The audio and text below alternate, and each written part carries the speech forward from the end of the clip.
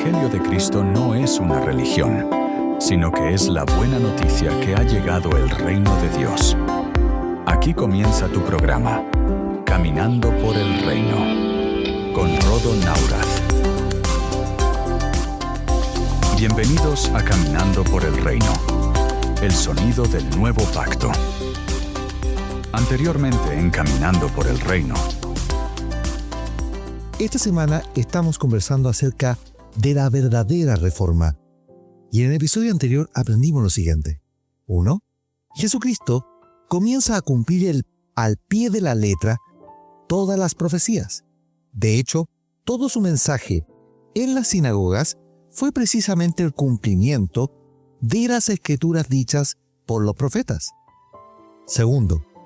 La conversión de un maestro fariseo, como lo fue Saulo de Tarso, quien se transforma a posterior en Pablo el apóstol, es el fiel reflejo que Cristo quiere reafirmar que el modelo de castas religiosas y el judaísmo de la ley no eran el camino a seguir. Por eso que elige al perseguidor de la iglesia para ser el más importante referente de la reforma de Jesucristo. 3. La reforma de Cristo no era una simple tesis colgada en una iglesia. La reforma de Cristo traía un nuevo orden. Pero lamentablemente, los apóstoles de Jerusalén no entendieron, pese a haber sido enseñados durante casi 4 años. 4. Pablo increpó duramente a Pedro por su hipocresía, pues el apóstol Pedro le tomó muchos años entender que debía abandonar la religión y abrazar el evangelio. Pedro quería vivir como los gentiles, pero por temor al que dirán, seguía con las tradiciones del judaísmo. Es por ello que Pablo lo emplaza duramente en el por qué quería él judaizar a los gentiles. 5. Después de 30 años en el evangelio, Pedro recién reconoce en su primera carta el objetivo del evangelio, el llamamiento y también las enseñanzas de Pablo. El discípulo amado, el apóstol Juan, le tomó un poco más de 60 años entender el objetivo del evangelio. Por esto que queda claro que sacarse las enseñanzas de la religión judía y el pacto de la ley no era sencillo. Y por lo visto no lo fue para los discípulos de Jerusalén. Usted me dirá, hermano Rodo, ¿cómo usted llegó a esa conclusión? Mis hermanos, esto es muy simple. La respuesta es sencilla. Cualquiera que comienza a leer, obviando los capítulos y versículos de cada libro o carta, podrá ir siguiendo la cronología de los sucesos y entender la historia de la pugna de los 11 de Jerusalén contra Pablo el apóstol, quien fue el verdadero apóstol de la Reforma. Nuestro problema es obviar los sucesos de la historia que están ligados y entrelazados a los sucesos que nos relatan las Escrituras. Si usted saca los aspectos de las costumbres de la época, las religiones que gobernaban en el tiempo de Cristo y de la iglesia primitiva, las creencias de la época, los idiomas que se hablaban en la época, usted estará solo viendo una parte de la verdad. Por esto que esto no lo saben muchas personas y algunos se niegan a saberlas por el miedo de entender que han seguido tradiciones absurdas de hombres y mal fundadas en interpretaciones parciales de la Escritura. La religión, como sistema, tiene un poderoso efecto en las vidas y las rutinas del ser humano. La Iglesia Católica fue hábil en inculcar la religión incorporándola a la vida cotidiana. Y su arma más poderosa fue la educación. Es por eso que la gran mayoría de las iglesias católicas en el mundo tienen colegios ligados a ellas. Con esto no solo imparten su sistema religioso, sino que lo siembran en toda la familia y creando con ello costumbres, tradición y ritualismo. No estoy diciendo con esto que la estrategia sea mala. El problema es lo que se imparte como educación. Pues en las Escrituras no existe el bautismo de niños, no existe la confirmación, no existe la primera comunión, no existe la transustanciación de la Eucaristía. Pero como se educa en estas cosas y no se les enseña a la gente a leer las Escrituras, entonces la gente aprende ritos y tradiciones y no la verdad escrita en la reforma de Cristo y de la Iglesia. Todas las religiones resultantes de la reforma de Lutero despreciaron las enseñanzas católicas. Cada una interpretó las Escrituras a su antojo, formando nuevos ritos y nuevas tradiciones. Transformaron la liturgia católica y, lo que es peor, con el afán de diferenciarse, crearon liturgias tan monótonas y rutinarias como la propia de la religión católica. Notemos la diferencia de Saulo de Tarso, un experto fariseo y maestro de la ley, y comparémosla con Martín Lutero, un maestro católico y experto religioso. Pablo, inmediatamente del llamado del Señor, él le dice: ¿qué quieres que haga? Esto está en Hechos capítulo 9. No vemos a Martín Lutero preguntándole a Dios cómo reformar la iglesia. ¿Y cómo sabemos esto? Por la fórmula básica que Cristo nos enseñó para detectar a los verdaderos hombres de Dios. Leamos lo que nos dice el Señor en el registro del Evangelio de Mateo, capítulo 7, y dice, en el versículo 15, «Guardaos de los falsos profetas, que vienen a vosotros con vestido de ovejas, pero por dentro son lobos rapaces. Por sus frutos los conoceréis. ¿Acaso se recogen uvas de los espinos o higos de los abrojos? Así todo buen árbol da buenos frutos, pero el árbol malo da frutos malos. No puede el buen árbol dar malos frutos, ni el árbol malo dar frutos buenos. Todo árbol que no da buen fruto es cortado y echado en el fuego. Así que, por sus frutos los conoceréis». Mateo capítulo 7, versículo 15 al 20, en la versión Reina Valera.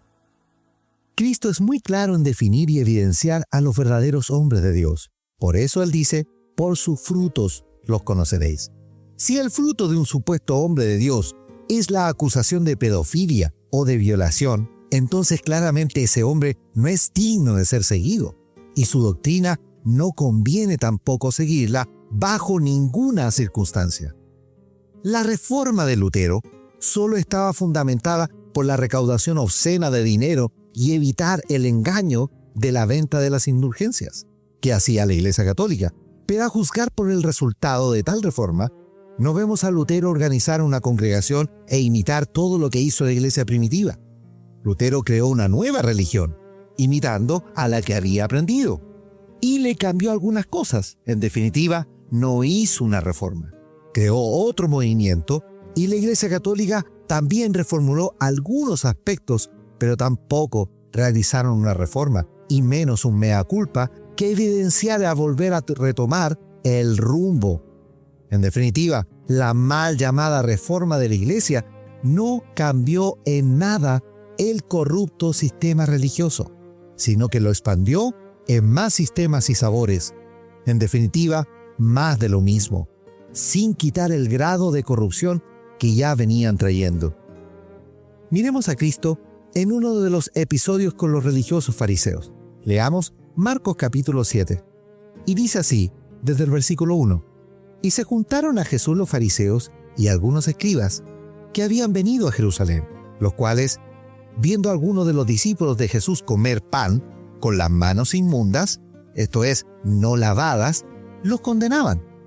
Porque los fariseos y todos los judíos, aferrándose a la tradición de los ancianos, si muchas veces no se lavaban las manos, no comen. Y volviendo de la plaza, si no se lavan, no comen. Y otras muchas cosas hay que tomaron para guardar, como los lavamientos de los vasos de beber y de los jarros, y de los utensilios de metal y de los lechos». Le preguntaron, pues, los fariseos y los escribas, «¿Por qué tus discípulos no andan conforme a la tradición de los ancianos, sino que comen pan con las manos inmundas?» Respondiéndole él les dijo, «Hipócritas, bien profetizó de vosotros Isaías. Como está escrito, este pueblo de labios me honra, mas su corazón está lejos de mí. Pues en vano me honran, enseñando como doctrinas de mandamiento de hombres, porque dejando el mandamiento de Dios, os aferráis a la tradición de los hombres, los lavamientos de los jarros y de los vasos de beber, y hacéis otras cosas muchas semejantes». les decía también: bien invalidáis el mandamiento de Dios para guardar vuestra tradición. Marcos capítulo 7, versículo 1 al 9, en la versión Reina Valera. Jesucristo enseña a la multitud con parábolas, para que el pueblo entendiese, a los discípulos con toda claridad y en ordenanzas. Pero a los fariseos los increpó duramente. ¿Por qué?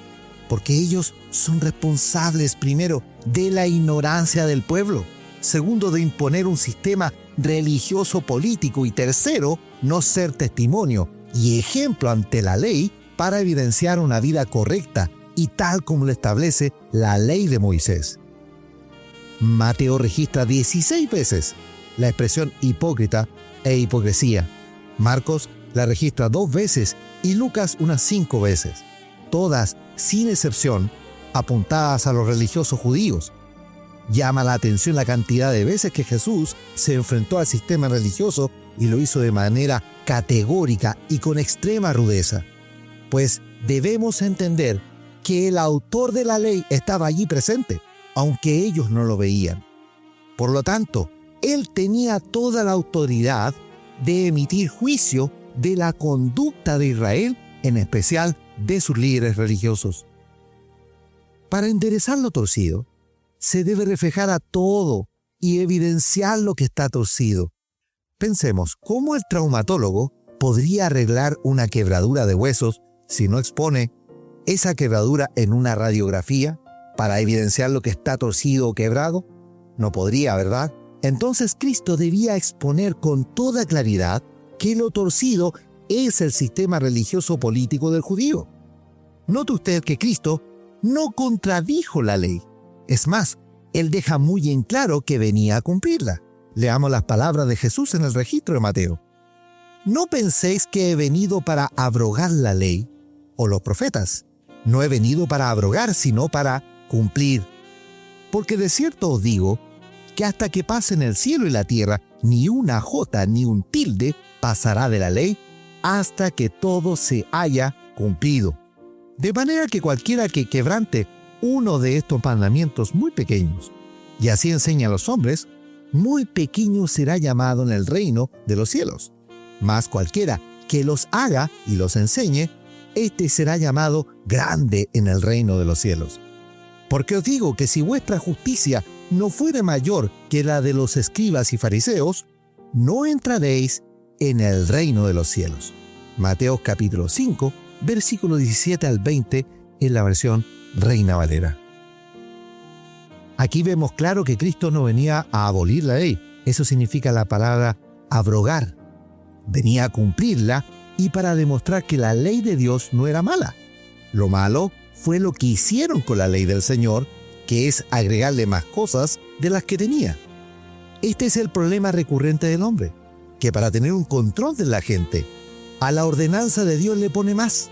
Por eso que la buena noticia o el evangelio era libertad, pues el autor de la ley dada a Moisés tiene la facultad de conceder libertad, no importando que sea o no el año del jubileo. Cristo vino a establecer un tiempo kairos de Dios en medio del tiempo del hombre para darle libertad. Volvamos al pasaje que iniciamos en el estudio de esta semana. Leamos nuevamente lo que nos dice Hebreos capítulo 9. Versículo 9 dice: lo cual es símbolo para el tiempo presente, según el cual se presentan ofrendas y sacrificios que no pueden hacer perfecto en cuanto a la conciencia al que practica ese culto, ya que consiste solo de comidas y bebidas, de diversas abluciones y ordenanzas acerca de la carne, impuestas hasta el tiempo de reformar las cosas. Pero estando ya presente Cristo, sumo sacerdote de los bienes venideros, por el más amplio y más perfecto tabernáculo, no hecho de manos, es decir, no de esta creación, y no por sangre de machos cabríos, ni de becerros, sino por su propia sangre, entró una vez para siempre en el lugar santísimo, habiendo obtenido eterna redención. Hebreos capítulo 9, versículo 9 al 12 en la versión Reina Valera. Pablo está hablando claramente acerca de la ley de Moisés dada por Dios. Y en Gálatas capítulo 3, él enuncia que era solo un tutor. Por lo tanto, al estar presente Cristo, vino a reformar y sacar el pacto que fue torcido por los judíos y derramó su sangre para que ese pacto fuese abolido en la cruz. Sigamos leyendo.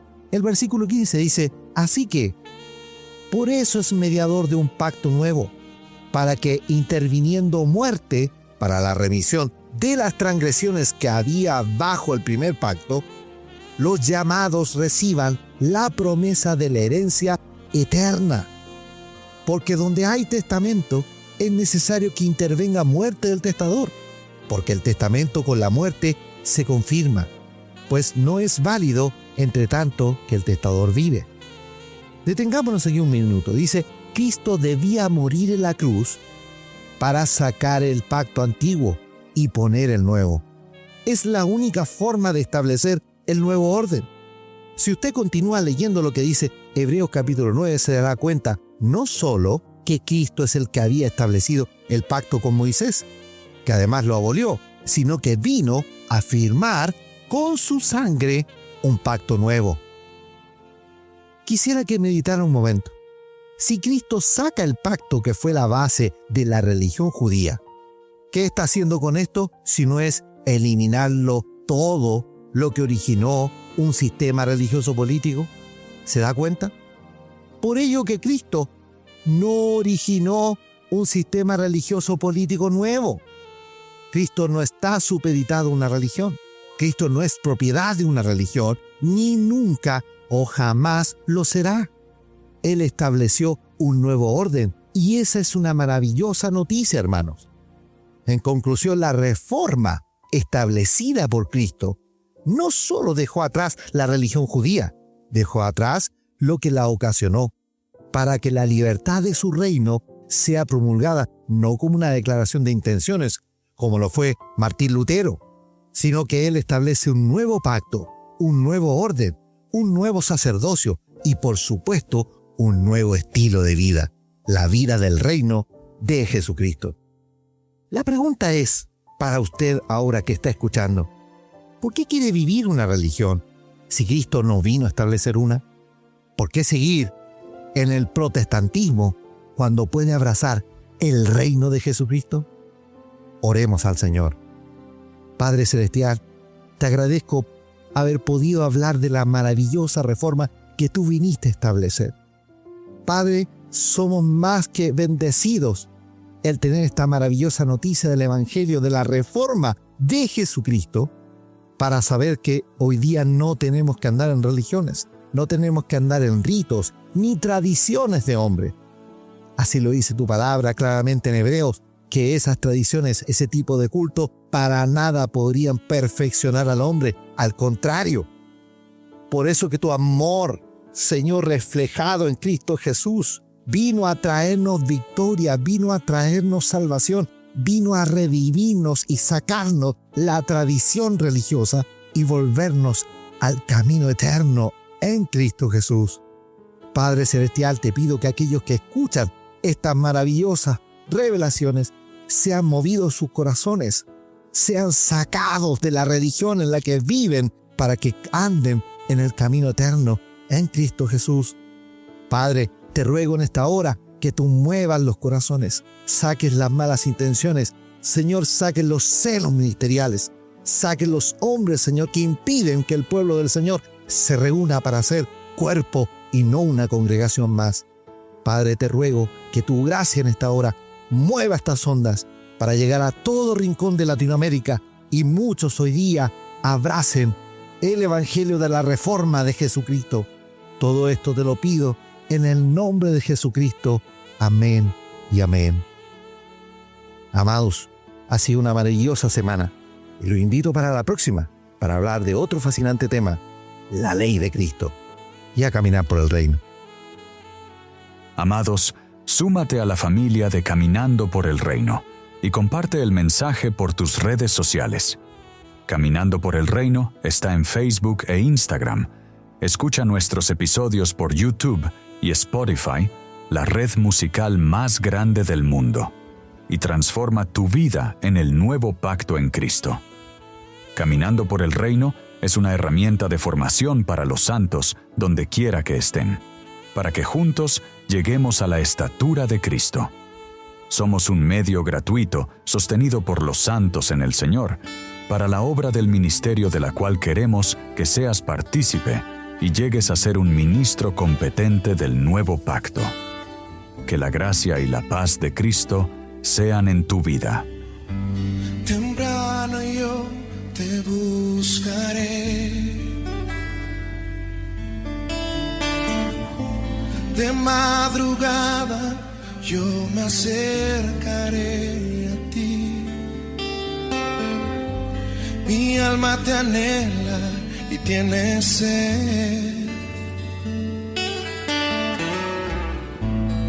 para ver tu gloria y tu poder. Mi socorro ha sido tú, y en la sombra de tus alas yo me gozaré. Mi alma está pegada a ti, porque tu diestra me ha sostenido.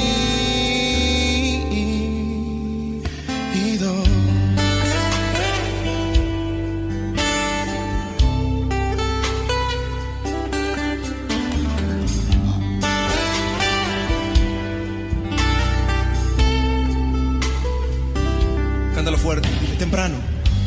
Temprano yo te buscaré, de madrugada yo me acercaré a ti. Mi alma te anhela y tiene sed, para ver tu gloria y tu poder. Dile, mi socorro ha sido tú, en la sombra de tus alas yo me gozaré. Mi alma está pegada a ti, porque tu diestra me ha sostenido. Semilla, mi socorro. Que no te dé pena alzar tu voz. Dile, y en la sombra nos gozamos en ti, Señor. Y mi alma está pegada a ti, porque tu diestra me ha sostenido. Cántalo una vez más.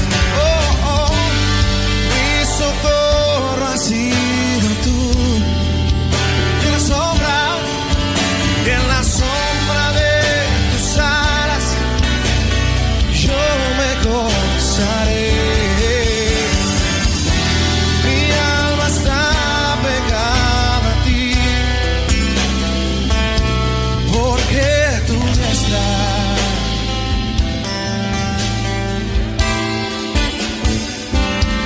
me ha sostenido.